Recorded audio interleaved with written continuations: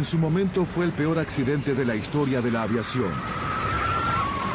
Era una escena de devastación total y completa. En 1974, más de 300 personas murieron cuando el avión en que viajaban se precipitó del cielo. Prácticamente no queda nada que pueda reconocerse como parte de un avión. No podíamos caminar sin correr el riesgo de pisar algún resto de cuerpo humano. La clave para comprender el desastre se encontró a miles de kilómetros de allí. Una prueba poco común cuenta la penosa historia de un accidente que se pudo haber evitado.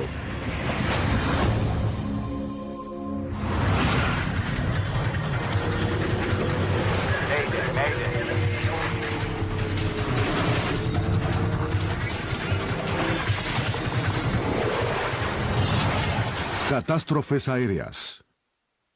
Esta es una historia real basada en informes oficiales, relatos de testigos y testimonios de especialistas.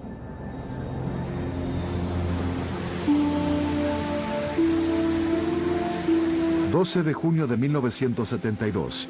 explosión fatal. Uno de los aviones más nuevos de la flota de American Airlines está en Detroit, Michigan. John. Page. Señor. El vuelo 96, un DC-10 nuevo, se prepara para el despegue. El capitán Bryce McCormick y su copiloto Paige Whitney están en el avión desde hace horas. Cuando estemos en vuelo, por favor, revisa eso. Detroit es solo una escala en un vuelo que va de Los Ángeles a Buffalo y luego a Nueva York. ¿Listo para intentarlo, Paige? Muy bien, señor.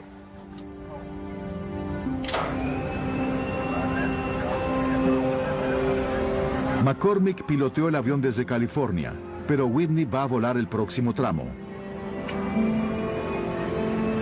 Ambos quieren estar al mando el mayor tiempo posible.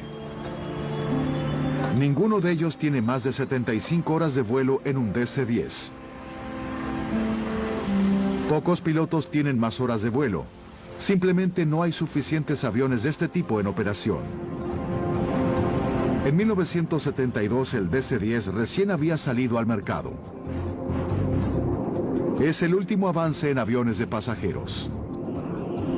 Su estilo y tamaño lo distinguen de otras aeronaves. La empresa McDonnell Douglas invirtió más de $1.000 millones en su desarrollo. A fines de la década del 60, hubo una carrera entre los principales fabricantes de aviones, McDonnell Douglas, Boeing y Lockheed. Querían ver quién podía lanzar el primer jumbo. Estaban muy ocupados en desarrollar el DC-10 lo más rápido posible. Una de las cosas que no podían tolerar eran los retrasos por problemas de diseño. American Airlines es una de las primeras compañías en comprar el avión. El vuelo 96 es uno de esos aviones. Era tan solo el quinto DC-10 construido hasta entonces.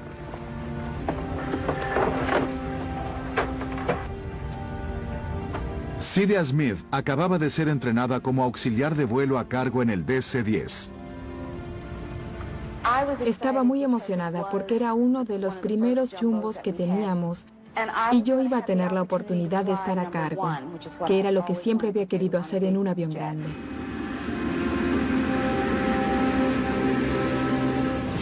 Te tengo.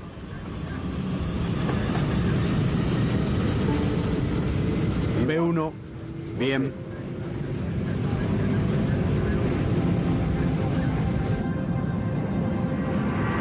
Justo después de las 7 de la tarde, el vuelo 96 deja el aeropuerto de Detroit.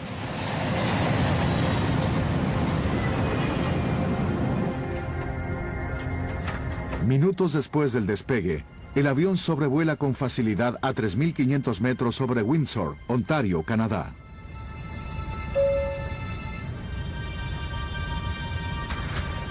Estaba en mi asiento. El capitán había apagado la señal del cinturón de seguridad y yo me dirigía a la cocina. Tenía que caminar como si bajara una colina para llegar a la cocina, encender la cafetera, porque estábamos elevándonos.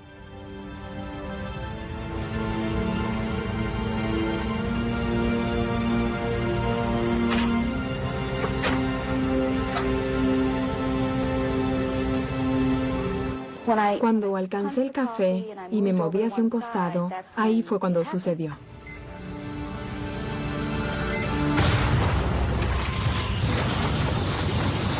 Recuerdo que me caí, porque el avión iba así, pero de repente se inclinó de este modo.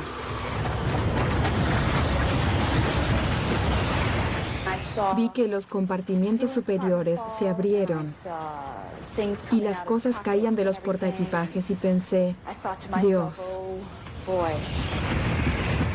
Sentí que era el último día de mi vida. Chocamos con algo. Perdimos un motor. En la cabina, la tripulación lucha por controlar el avión. El acelerador que controla los 3 motores no funciona. El avión pierde casi toda la propulsión. El enorme avión comienza a disminuir la velocidad. El avión comenzó a caer inmediatamente. Y después de eso, un trozo de avión me golpeó en el rostro. Mi esposo buscaba desesperadamente el auxiliar de vuelo para que me diera algo para hacer presión en la herida y detener la sangre. Déjame controlarlo. McCormick toma el control del avión. Él y Whitney luchan por mantener el nivel del avión. Pero el vuelo 96 sufrió muchos daños. ¿Tenemos el sistema hidráulico? No, tengo el timón hacia un lado. El timón de cola que controla la dirección del avión está atascado a la derecha. Eso está obligando al avión a girar dramáticamente en esa dirección. Mientras McCormick lucha por regresar el avión dañado a Detroit, Sid Smith está impactada por el enorme agujero que hay en el piso de la cabina de pasajeros. Las personas me preguntaban qué hacer y no sabía qué decirles. Smith vio que todos los pasajeros seguían en su lugar, pero faltaba la auxiliar de vuelo, Sandra McConnell. ¡Sandra! ¿Me oyes? ¡Sandra, ¿dónde estás? Y finalmente la vi salir de uno de los baños. McConnell tuvo que atravesar el agujero para llegar a un lugar seguro.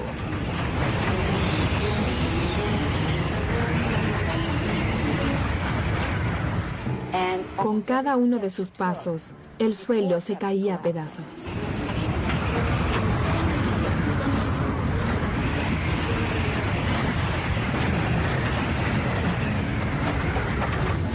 La tripulación da energía a los motores de las alas. Pero el tercer motor de la cola se rehúsa a responder. Control, este es el vuelo 96 de American Airlines. Tenemos una emergencia. American 96 copiado. ¿Cuál es la emergencia? Se atascó un timón. Necesitamos descender y aterrizar. Junto con el motor y el timón, McCormick tiene problemas para controlar los elevadores de la cola del avión. Estos lo ayudan a remontar y descender el avión. Responden con lentitud, pero puede moverlos. Algo de esperanza queda en la situación. Creo que va a volar. American 96 giren hacia la derecha. Destino 200. Sin el control total del elevador y un timón estancado hacia la derecha, McCormick tiene que utilizar los motores para mover el avión.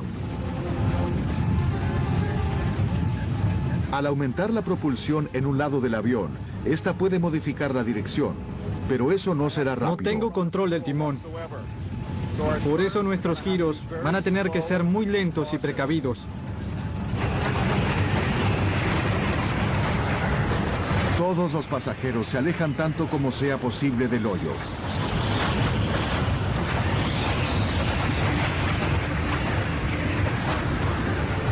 Además de la herida de Loretta Kaminsky, hasta ahora no hay otros heridos graves.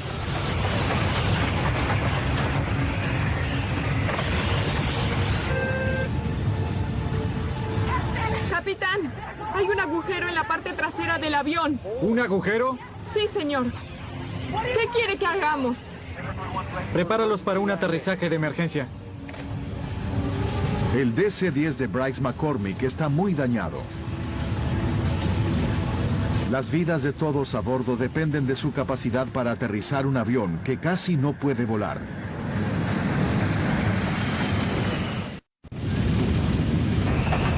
With explosive suddenness, a short flight from Detroit to Buffalo Se convierte en el vuelo más desafiante de la carrera del capitán Bryce McCormick.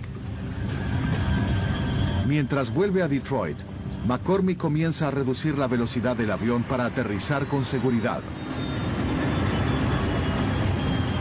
Pero cuando lo hace, el avión comienza a caer muy rápidamente. Lo ideal sería que McCormick descendiera a 213 metros por minuto. Pero ahora se precipita a más del doble de esa velocidad, 488 metros por minuto. ¿Cuál es la tasa de descenso? Tasa de descenso 488. A esa velocidad, McCormick se estrellará en poco tiempo contra la pista. Aumenta la energía de los motores para que la caída sea más lenta. Tasa de descenso 213. McCormick redujo el descenso del avión a 213 metros por minuto, pero para lograrlo tuvo que aumentar la velocidad del vuelo. Por lo tanto, el aterrizaje será más rápido de lo habitual. Por primera vez, McCormick les habla a los pasajeros. Damas y caballeros, les habla el capitán. Tuvimos un pequeño problema, pero ahora el avión está bajo control. Estamos regresando a Detroit para un aterrizaje de emergencia. Bryce McCormick sonaba tan calmado como si estuviera dándonos la bienvenida. Menos de media hora después del despegue, el dañado DC-10 lucha para regresar al aeropuerto de Detroit. Los pocos minutos que tardamos en regresar a Detroit fueron los más largos que recuerdo en toda mi vida, porque estábamos seguros de que no íbamos a sobrevivir.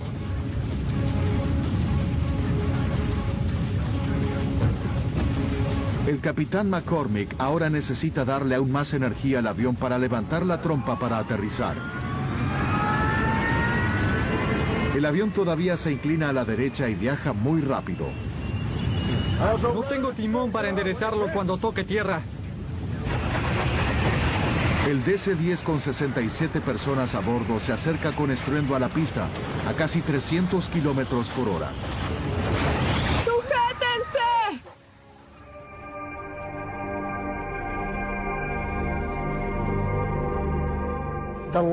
El aterrizaje fue la parte más aterradora de todo el vuelo.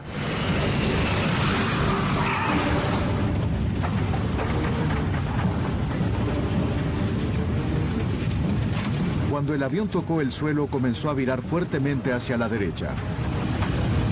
Cuando el avión aterrizó, parecía que había tardado una eternidad. Duró una eternidad. Un par de ruedas del tren de aterrizaje se salen de la pista y circulan por el césped.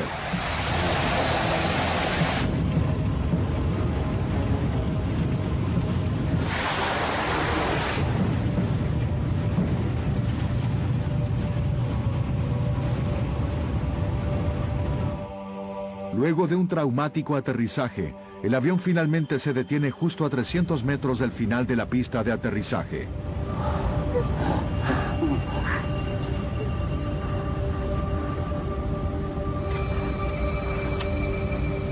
Bien. ¿Apago los motores? Apágalos. Todas las mujeres querían abrazarlo. Y él estuvo increíble porque fue en ese momento que todos nos dimos cuenta de que estábamos vivos gracias a él. Él literalmente nos había salvado la vida. Al ver algo como esto, uno dice, bien, hay buenos pilotos y hay malos pilotos, pero esto iba más allá del bien. Esto es superlativo. Esto significa usar todos los instintos como aviador y todas las capacidades para mantenerse lo suficientemente calmo para controlar la situación. Con el avión en tierra firme, la tripulación tiene la primera oportunidad de inspeccionar el daño. El capitán y yo volvimos cuando todos ya se habían bajado y caminamos hacia la parte posterior y miramos hacia arriba y vimos ese agujero. Era tan extraño. No había indicios de que hubieran impactado con algo, como pensaron los pilotos. ¿Qué causó tal daño al avión de pasajeros? El agujero era tan grande que si alguien hubiera estado en los asientos de ahí, habría salido volando inmediatamente. En ese momento todavía sentíamos que podría haber sido una bomba. Pero aunque el incidente había ocurrido a una velocidad explosiva, no se encontraron indicios de una bomba.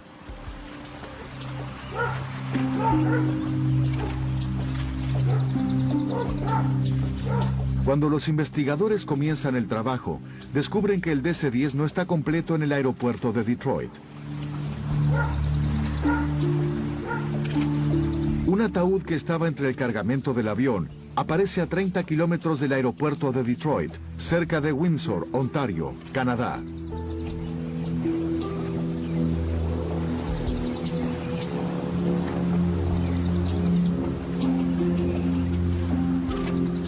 También encuentran la puerta del compartimiento de carga del avión.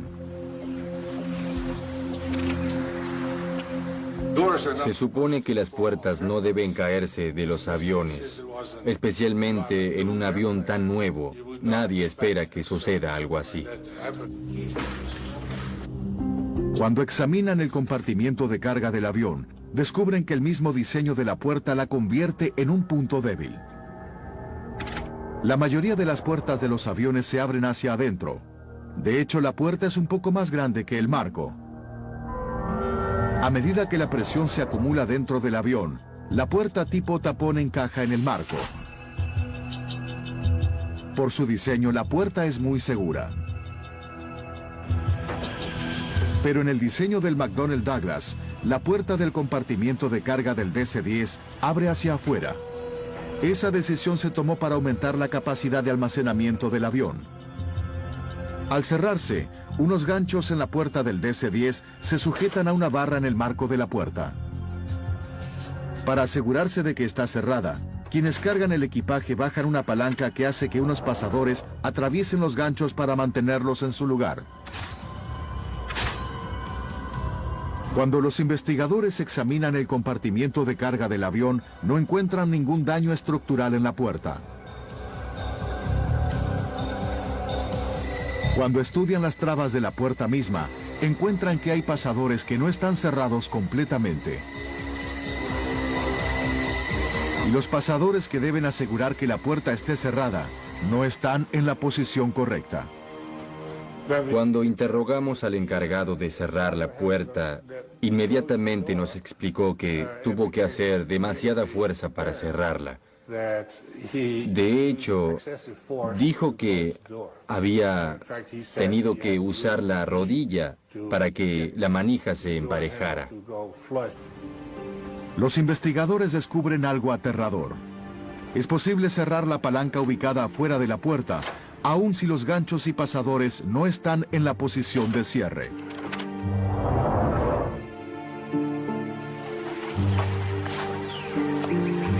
Paul Eddy es un periodista que investigó la historia del DC-10. Lo que Windsor mostró es que uno puede jalar para cerrar la traba, pero que no cierre como debe cerrar. Los pasadores que deben cerrar la puerta no atraviesan los orificios. Esto significa que quienes cargan el equipaje pueden creer que la puerta está cerrada, cuando no es así. No solo se puede cerrar la palanca exterior sin que las trabas estén bien enganchadas, sino que tampoco hay forma de que la tripulación lo sepa.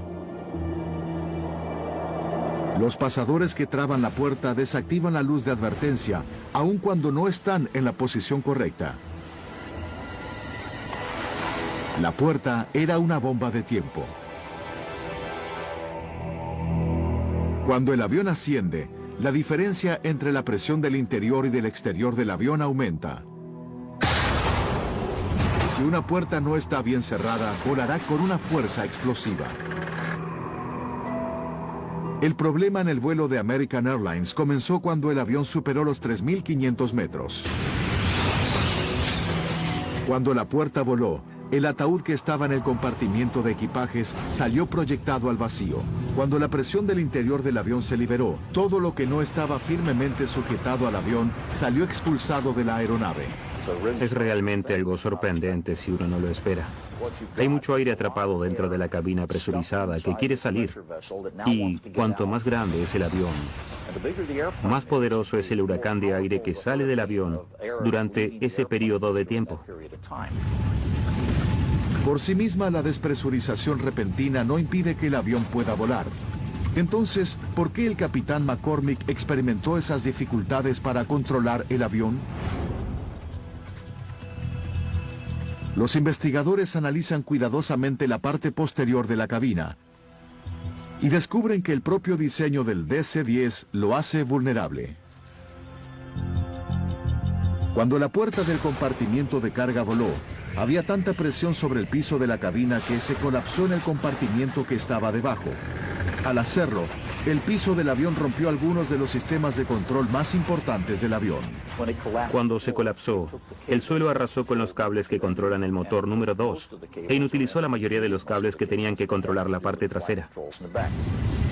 Creo que va a volar. Esto le dejó a McCormick apenas el control suficiente para mantener el nivel del avión. La sorprendente capacidad para volar de Bryce McCormick salvó la vida de todos los que estaban a bordo del vuelo 96. Pero había un problema con uno de los aviones más nuevos y más caros que sobrevolaban Norteamérica. En el incidente de Windsor existió una falla obvia. Allí es donde las autoridades dijeron, aquí está el verdadero problema.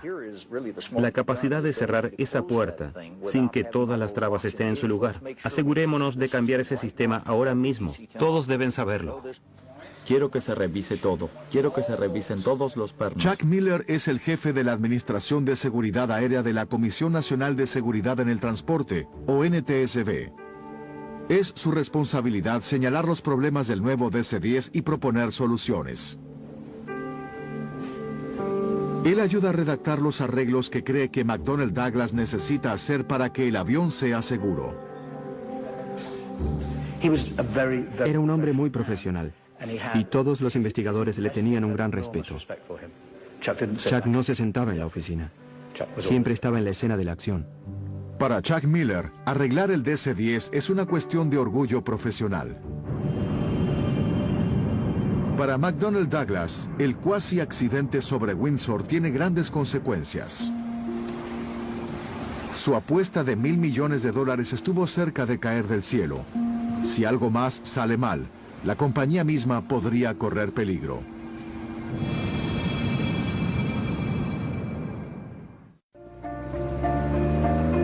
El 3 de marzo de 1974. Un perfecto día de primavera en París. Ya pasaron cerca de 2 años desde que el DC-10 casi se estrella cerca de Windsor, Ontario. Ahora, más de 50 aviones nuevos están volando por todo el mundo. Uno de ellos, el avión 29, pertenece a Turkish Airlines. Normalmente el último tramo de este vuelo de Turquía a Inglaterra no lleva tantos pasajeros. Pero hoy el DC-10 se llena con facilidad. Las personas se aprietan en los asientos del avión. Un paro de una aerolínea británica hace que los pasajeros se peleen por cualquier vuelo de regreso a Londres. Wendy Will es uno de los últimos pasajeros en obtener un lugar en el vuelo. Es modelo y está regresando a casa después de una sesión de fotos en España. Teníamos 18 meses de casados y estábamos por comenzar una familia. Creo que el secreto de su éxito como modelo era que no solo era muy atractiva, sino que todos los fotógrafos la querían porque tenía una personalidad muy agradable y encantadora. Con todos los nuevos pasajeros que abordan, el vuelo está un poco demorado. Y no solo espera la tripulación. En la parte trasera del avión está Mohamed Mahmoudi, encargado del equipaje. Con todos los nuevos pasajeros no sabe si hay más bultos que cargar. ¿Es todo? Sí, ya acabamos. Bien, cierro la puerta. Como no espera más equipaje, Mahmoudi cierra la puerta trasera del compartimiento.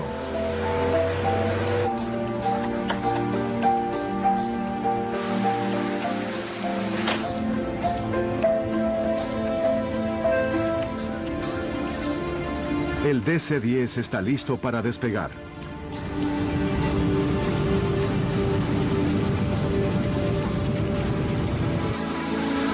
Justo antes de las 12:30 de la noche, el vuelo 981 despega hacia los cielos que cubren París. Londres está a menos de una hora. Control de París, este es el Tango Hotel Yankee, 981. Estamos en 60 y solicitamos autorización para volar a nivel 230. Tango Hotel Yankee 981. Están autorizados a volar a nivel 230. 981, copiado.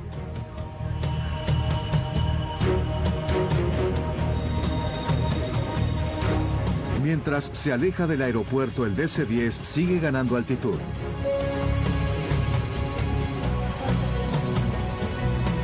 $2,700 metros. 3,000 metros. 3,300 metros.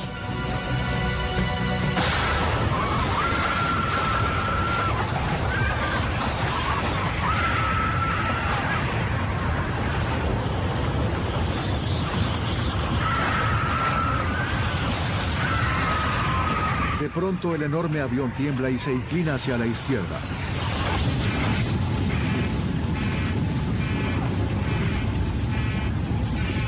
¿Qué sucedió? La cabina explotó. ¿Seguro? Solo 16 segundos después de que comenzó la crisis, la tripulación lucha para salvar el avión. La trompa está cayendo. El avión gana velocidad. ¡Elévalo! ¡Eleva la nariz! No lo puedo elevar. No responde. Los pasajeros de la parte posterior del avión son testigos de una escena escalofriante. 2 filas de asientos simplemente desaparecieron. Los pasajeros pueden ver el cielo que cubre Francia a través de un enorme agujero en el suelo del avión. 2,100 metros. ¿Sistema hidráulico? ¡Lo perdimos! La tripulación descubre que no tiene poder hidráulico para controlar el avión. Sin él, no pueden mover el timón ni los elevadores. Aún sin sus controles básicos, el avión comienza a nivelarse. Pero perdió demasiada altitud. ¡Creo que impactaremos con la tierra! ¡Acelera! El DC-10 está viajando a casi 800 kilómetros por hora.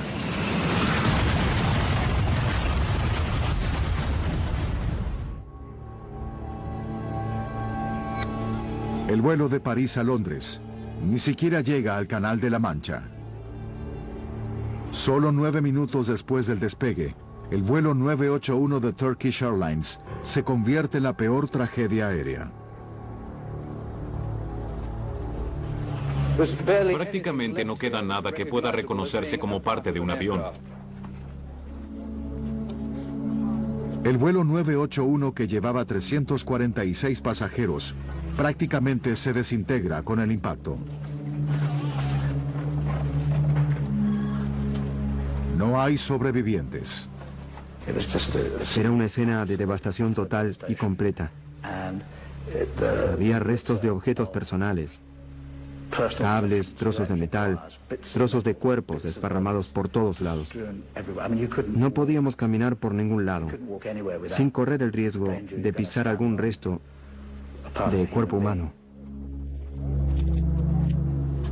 Todavía tengo pesadillas, aunque pasaron 33 años.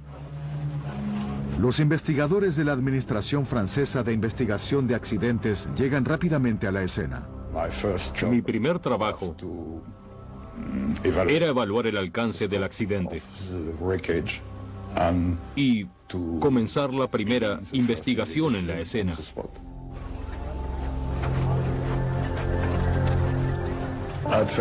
Al principio no entendía qué había sucedido.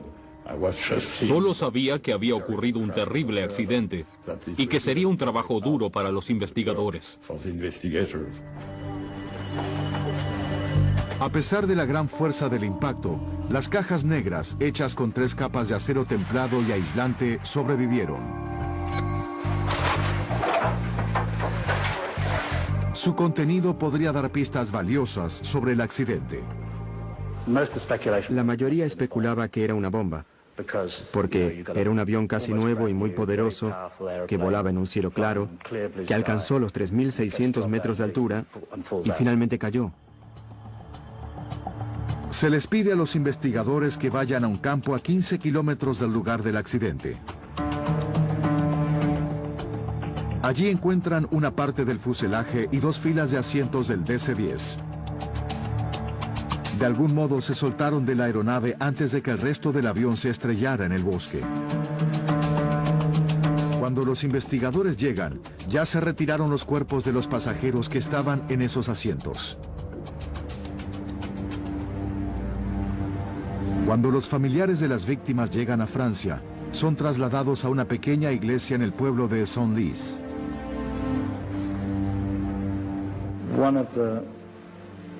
Una de las peores imágenes que vi en mi vida es esa iglesia.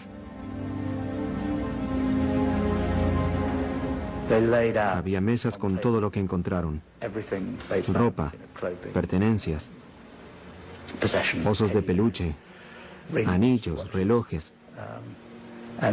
Y los familiares que querían podían ir y ver todos los objetos que había sobre las mesas.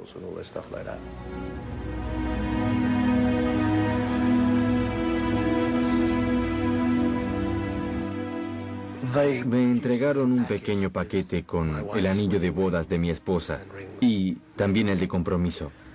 Estaban muy dañados, así que pueden imaginarse las cosas que pasaron por mi cabeza.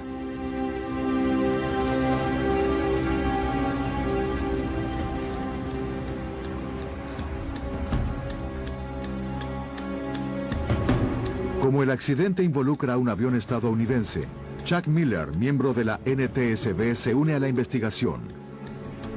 Por segunda vez en 2 años está luchando con el problema de un DC-10. No creo que Miller haya sospechado, ni siquiera por un momento, que no habían arreglado la puerta después de lo de Windsor. Pero resulta claro que esa pieza de fuselaje que encontraron en Francia es la puerta del compartimiento de carga del avión. Parece una repetición del accidente de Windsor. Miller se enfrenta a una pregunta inquietante. ¿Por qué no solucionaron ese problema? Pienso que cuando vio que claramente nadie había arreglado la puerta, que no se había solucionado el problema, ahí fue cuando realmente se enfureció. Miller da un paso poco común. Aunque la investigación oficial solo estaba comenzando, le da al periodista Paul Eddy una pista importante. Le dije, ¿tiene alguna idea de qué hizo que la puerta se saliera? Y me contestó, sí, en tu lugar yo iría a dar un vistazo a un lugar llamado Windsor, Ontario.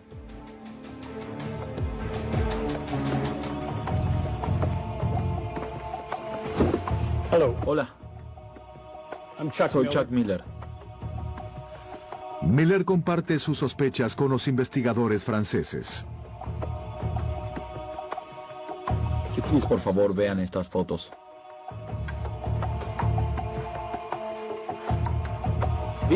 Fueron tomadas el 12 de junio de 1972, justo después del incidente. Les pedimos el informe del accidente de Windsor y nuestros colegas voluntarios estadounidenses también se ofrecieron a darnos muchos detalles. Luego de todo el trabajo realizado en la investigación del accidente de American Airlines, ¿habían pasado algo por alto? ¿Había otro problema con el enorme avión de McDonnell Douglas?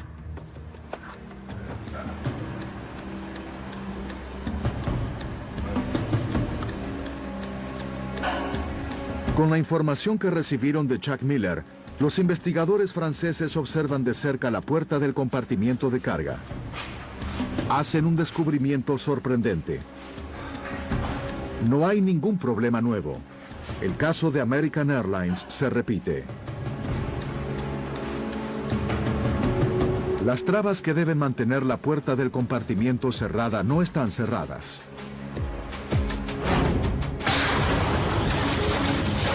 Y como 2 filas de asientos salieron expulsadas del DC-10 sobre París, no hay dudas de que el piso del avión se colapsó, igual que en Windsor. ¡Vamos a chocar! ¡Con la tierra! ¡No lo puedo elevar! ¡No responde! ¡Hazlo! De hecho, cuando los investigadores escuchan la grabadora de datos de la cabina, descubren que la tripulación del vuelo de Turkish Airlines tenía menos control del avión que la tripulación del vuelo 96 de American Airlines. Necesitamos descender y aterrizar. Creo que va a volar. Sobre Windsor, Bryce McCormick pudo recuperar el control del avión y aterrizarlo. Pero en París, todo el sistema hidráulico se había destruido. ¿Sistema hidráulico? ¡Lo perdimos! El líquido hidráulico ayuda a la tripulación a mover el timón y los elevadores de la cola. Al no poder controlarlos, la tripulación no pudo mantener el avión en el cielo. El mayor problema fue que el vuelo de París era mucho más pesado porque llevaba más pasajeros. Cuando el suelo se colapsó, lo hizo con una presión tan fuerte que dañó los cables y los controles posteriores. En ese momento, ya no quedaban esperanzas. Juran que el testimonio que van a brindar es absolutamente verdadero. Poco después del accidente del vuelo 981 de Turkish Airlines, Chuck Miller vuelve a los Estados Unidos. El primer testigo de la mañana es el señor Miller, director de la Administración de Seguridad Aérea de la NTSB. Esta vez, Miller responde las preguntas de los senadores estadounidenses. ¿Cuándo descubrió los posiblemente catastróficos defectos? Se da inicio a una audiencia extraordinaria para descubrir cómo un problema identificado en 1972 pudo derribar a otro avión 2 años más tarde. Por supuesto, nuestro entendimiento hasta ahora es... Lo que ahora tiene que descubrir es por qué no arreglaron esa puerta. Menos de un mes después del accidente de Windsor, los investigadores habían hecho 2 recomendaciones específicas. Miller y sus investigadores recomendaron que se modificara el mecanismo de cierre. Querían asegurarse de que fuera físicamente imposible que los encargados del equipaje cerraran la palanca sin colocar los pasadores en su lugar. También sugirieron que se colocaran conductos de ventilación en el piso de todos los DC-10. Esto permitiría que el aire de la cabina presurizada se equilibrara sin que el suelo colapsara. Pero en los 2 años que pasaron después del accidente, ninguna de estas recomendaciones se implementó. Hace tiempo que hay un problema fundamental en el Centro de la Seguridad Aérea de Estados Unidos. El trabajo de la NTSB es descubrir qué sucedió y formular recomendaciones para evitar que vuelva a suceder. Pero no tiene ninguna autoridad para que esto se implemente. La NTSB no tiene autoridad reguladora. Deben recurrir a la FAA y decirles queremos que se hagan estas cosas. Y esa es la falla del sistema. Si la Administración Federal de Aviación emite una directiva de aeronavegabilidad, se quitan los aviones de servicio hasta que se hace el arreglo indicado. Pero aunque el problema del DC-10 era tan serio, no se emitió ninguna directiva. Un acuerdo de caballeros entre el jefe de la Fuerza Aérea y el líder de McDonnell Douglas evitaron que se emitiera. El acuerdo de caballeros es la raíz del problema de París. No caben dudas de que si se hubiera emitido una directiva de aeronavegabilidad, como debería haber ocurrido después de lo de Windsor, el accidente de París no habría sucedido. Fue un accidente evitable. McDonnell Douglas le aseguró a la Fuerza Aérea que iban a arreglar el problema voluntariamente. Una directiva habría afectado seriamente la reputación del recién estrenado DC-10. Lo último que uno quiere en el mundo es que el público, cualquiera de las aerolíneas que van a operar ese avión, piensen, oh, tal vez haya algunas fallas en este avión. Por eso, una directiva de aeronavegabilidad, especialmente una que te obliga a ir hacia atrás y volver a diseñar la ingeniería, es algo horrible para un fabricante. McDonnell Douglas hizo algunas modificaciones a la puerta del compartimiento. Se hizo un agujero en la puerta para que quienes cargan el equipaje pudieran ver si los pasadores estaban trabados. También se colocaron muchos carteles de advertencia en la puerta del avión. La compañía también hizo otras modificaciones. Aumentaron la longitud de los pasadores y agregaron una placa del lado de adentro de la puerta. Esta placa hace que sea físicamente imposible bajar la palanca si la puerta no está cerrada adecuadamente. Pero cada uno de los arreglos propuestos tenía su propio problema. ¿Es todo? Sí, ya acabamos. Muchos de los que cargan el equipaje no sabían para qué servía esa pequeña ventana en la puerta. Y el encargado del equipaje en París leía y hablaba 3 idiomas, pero no el inglés, el único idioma en el que estaban escritas las advertencias. La placa que se suponía tenía que estar instalada en la puerta nunca se adosó al avión que se estrelló en París. También se descubrieron los documentos que confirman que el trabajo se hizo, pero no importa lo que diga la evidencia escrita, el arreglo nunca se hizo. Otra vez, el problema es que no hay un inspector independiente de la FAA que se acerque a ver y luego certifique lo hecho. Porque no se había emitido una directiva. En los años siguientes se presentan una gran cantidad de demandas legales contra Turkish Airlines en California. Con el paso del tiempo, aprendí más y más sobre lo que en realidad sucedió y me di cuenta de que no había sido un accidente como otros. Fue totalmente evitable. Mi objetivo era exponer a estas personas al escrutinio público. En las semanas cercanas al juicio, los abogados involucrados en la causa tuvieron acceso a toda la historia del desarrollo del DC-10. Ellos no son los únicos que pueden ver las evidencias. El periodista Paul Eddy también las ve. Estábamos decididos a obtener esos documentos y ese testimonio. Alguien nos dio la llave del depósito donde se guardaban los documentos y a la noche ingresamos y nos encontramos con una gran pila de documentos para analizar y descubrir qué estaban tramando. Al leer la inmensa pila de papeles, Eddy hace un descubrimiento sorprendente. Un memorándum escrito por John Applegate, el director de ingeniería de productos de Convair, la compañía que había construido la puerta del compartimiento de carga para McDonnell Douglas.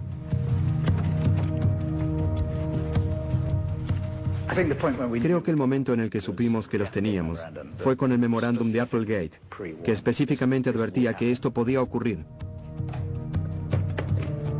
El memorándum es una acusación sobre las puertas del compartimiento que se estaban haciendo para el DC-10 y la falta de ventilación en los pisos de la cabina. Advertía que era cuestión de tiempo antes de que ocurriera un desastre mayor a causa de las puertas. El avión demostraba una susceptibilidad inherente a una falla catastrófica cuando se exponía a una despresurización explosiva del compartimiento de equipaje. Aquel memorándum, escrito solo unas semanas después del cuasi desastre de Windsor, recomendaba que se hicieran cambios inmediatos a la puerta del compartimiento de carga del DC-10. Y sabíamos que los teníamos, porque ellos sabían que habíamos descubierto su secreto. Durante el juicio se hace otro descubrimiento escalofriante. No solo McDonnell Douglas conocía el problema después de Windsor, sino que también lo conocía durante el desarrollo del DC-10. 4 años antes del accidente de París, 2 años antes del de Windsor, la puerta del compartimiento de carga falló durante una prueba de presión. La compañía sabía que había un problema, pero el diseño básico de la puerta no se modificó. No podía creer que una gran empresa como era McDonnell Douglas, en ese momento, hiciera algo así. Que arriesgara nuestras vidas, las vidas de personas comunes, a cambio de dinero. Bien, en la aviación se le llama tecnología fúnebre. En otras palabras, siempre tenemos la contrapartida del dinero. Y desafortunadamente, con el paso del tiempo, nos damos cuenta de que hay cada vez más casos en los que se espera hasta que mueran suficientes personas para decir, ¿saben qué? Hay que invertir dinero en esto. El memorándum de Applegate y otra información que sale a la luz durante el juicio permiten que se siente el precedente más importante de la historia de la aviación. McDonnell Douglas pagó más de $80 millones por los daños. Luego del accidente de París, finalmente se hicieron modificaciones infalibles a la puerta del DC-10. Esta vez nada se dejó librado al azar. La Fuerza Aérea emitió una directiva que aseguraba que las puertas no volverían a abrirse en pleno vuelo. Y funcionó. Luego del accidente de París, no hubo otro incidente grave que involucrara las puertas de un DC-10. Pero la historia de la aviación y una industria muy competitiva sufrieron un gran impacto. La empresa McDonnell Douglas vendió menos DC-10 que los que alguna vez había esperado. La mayoría de los pilotos que conozco que volaron el DC-10 por años realmente aman ese avión. Probablemente sea un poco más difícil que el 747 en cuanto a la dureza de sus controles, pero sigue siendo agradable volarlo. Eso está bien, pero no se puede separar a la aeronave, ni a la compañía, de la terrible reputación que les dejó el accidente. Finalmente, McDonnell Douglas desapareció. Boeing compró a la compañía en el año 1996. En el bosque de las afueras de París hay un monumento en honor a quienes murieron en el vuelo 981. Un recordatorio permanente de uno de los accidentes más perturbadores de la historia de la aviación.